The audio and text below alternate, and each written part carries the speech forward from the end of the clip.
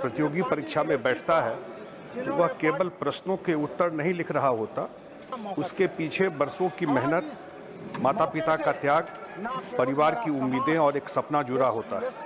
और इस देश में उसकी पहचान उसकी प्रतिभा और परिश्रम से होगी, किसी सिफारिश या छल कपट से नहीं। इसलिए जब कोई प्रश्न पत्र लीक होता है तब केवल परीक्षा की गोपनीयता भंग नहीं होती, बल्कि व्यवस्था के प्रति विश्वास भी आहत होता है। और किसी भी लोकतंत्र के लिए इससे बड़ी चिंता की कोई बात नहीं हो सकती कि उसका युवा पीढ़ी अपनी संस्थाओं पर विश्वास खोने लगे। इसी कारण मेरा विनम्र आग्रह है, इस विषय को राजनीतिक लाभ हानि के तराजू पर न तौला जाए।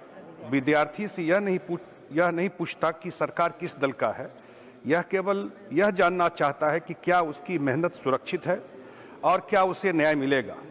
इस प्रश्न का उत्तर संसद को देना है। हमें यह स्वीकार करने में कोई संकोच नहीं होना चाहिए कि प्रश्न पत्र लीक की समस्या नई नहीं है। अलग अलग राज्यों में अलग अलग समय पर और अलग अलग राजनीतिक दलों की सरकारों के दौरान ऐसी घटनाएं सामने में आई हैं और इसका सबसे बड़ा कीमत विद्यार्थी चुकाता रहा है। इसलिए यह किसी एक सरकार, किसी एक दल की विफलता का प्रश्न नहीं है, यह एक राष्ट्रीय चुनौती है और उसका समाधान भी राष्ट्रीय दृष्टिकोण से ही खोजा जाना चाहिए। आज परीक्षा माफिया तकनीक, धन और संगठित नेटवर्क के सहारे युवाओं के भविष्य से खिलवाड़ कर रहे हैं और यदि हम इसे केवल प्रशासनिक समस्या मानकर छोड़ दें तो हम अपने जिम्मेदारी से पीछे हटेंगे।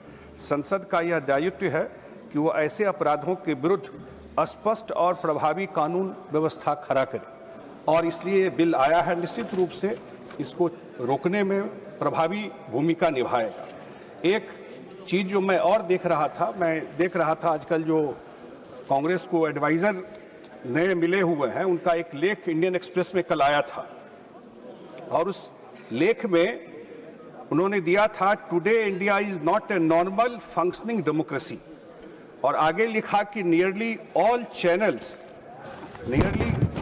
Channels of democratic accountability and responsiveness are blocked. मैं उनसे पूरे आदर के साथ यह कहना चाहता हूं कि यदि वास्तव में लोकतंत्र के सारे रास्ते बंद होते तो वे यह लेख नहीं लिख पाते, यह आंदोलन भी नहीं होता, यह बहस भी सदन में नहीं चल रहा होता और इस सरकार का एक मंत्री नैतिक जिम्मेदारी लेते हुए इस्तीफा भी नहीं देते। इसलिए कम्युनिकेशन सब जगह से है। प्रधानमंत्री जी पर्सनली मॉनिटर करते रहे।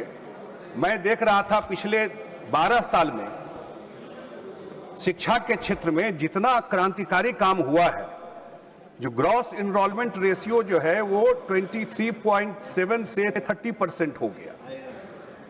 According to the all India survey of higher education 2023-24, higher education enrolment in India has reached a record 4.5 crore students across 1,289 universities.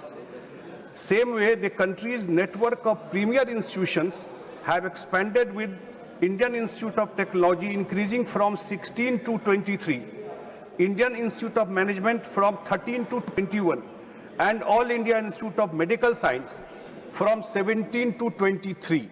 ये इतना 14 से लेके 26 के बीच में इतना सारे इंस्टीट्यूशन आए। From 2014 to 2016 to 26, medical education in India has expanded substantially, with the number of recognized medical college increasing from 387 to 844, while MBBS seats grew from 51,348 to 1,39,489। लगभग डबल से भी ज्यादा मेडिकल के सीट बढ़े हैं इस 12 साल में। स्टूडेंट भी बढ़े हैं, चैलेंजेस भी बढ़े हैं उसके बैकग्राउंड में। और एक तरफ तो ये लॉ लाया गया और एक तरफ एक हाई पावर कमिटी कॉन्स्टिट्यूट किया गया। और उस कमिटी में कौन लोग हैं? उस कमिटी में नंदन निलकनी जी को बनाया गया, जो आधार के इतने बड़ा उनका जो जमीन पर उतारा, बिल्कुल सही बात है, उतारा। उसी तरह एस सोमनाथ जी को मेंबर बनाया गया, जो चंद्रयान 3 को उन्होंने मून के सरफेस पे उतारा था, और तीसरे IIT मद्रास। मैं तो देख रहा था कमेंट लोकसभा में डिबेट का, जो या नो फैमिली जिसका एजुकेशन से खास करके 2-3 जनरेशन से बहुत नाता नहीं है एकेडमिक्स, वो लोग भी IIT के डायरेक्टर पे कमेंट कर रहे थे बैठ करके। IIT के डायरेक्टर ब्रेन मैपिंग पर जितना काम IIT मद्रास में हुआ है शायद किसी इंस्टीट्यूशन में नहीं हुआ, और वो कमिटी कंस्टिट्यूट करके और उसको दिया गया है कि ह्यूमन इंटरवेंशन कम हो, टेक्नोलॉजी का ज़्यादा यूज हो, और जितना ह्यूमन इंटरवेंशन कम होगा शायद लीक की समस्या भी। मैं एक आग्रह और गृह मंत्री जी से करना चाहता हूं। गृह मंत्री जी की चर्चा होती है, अभी बिहार में यहाँ खड़गे जी बोल रहे थे संजीव मुखिया के बारे में। अरे भाई साहब, वो जेल में बंद है, बक्सर के सेंट्रल जेल में इसी सब मुकदमा के अंदर बंद है, उसमें छूट गया, लेकिन इतने सारे मुकदमे उस पर है कि निकलने की उसकी कोई संभावना नहीं है। बिल्कुल जेल के अंदर बंद है संजीव मुखिया, जिसको लेके कह रहे CBI ने छोड़ दिया उसको। और मैं देख रहा था कि जब ये आंदोलन चल रहा था तो मैं एक मलयाली चैनल भी देख रहा था, मलयालम चैनल में, हाँ मलयालम चैनल में सर्फिंग कर रहा था, और मैं देखा कि 23 दुबई बेस्ड बिजनेसमैन 23 लोगों को वहां से टिकट दे करके इस आंदोलन में भेजे थे। उनका क्या नीटनेस से लेना देना था, और ये उनका क्या नीटनेस था? ये जांच करनी चाहिए, ये जांच। Please, no. Please sit down. He's not yielding. Please sit down. He's making a statement. Please, come on. Please. No, why are you yielding? I'm not allowing you to yield.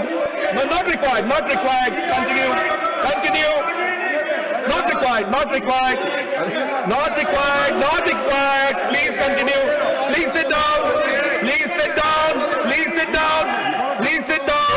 I'm not allowing anyone. Please come. Please speak. I'm not allowing anyone. Please continue. Please continue. Please sit down. Not allowing anyone. Please continue. गृह मंत्री जी को No, I'm not continuing. Please continue. Not allowing. Continue. I'm not allowing. He's not yielding. Please continue. Please.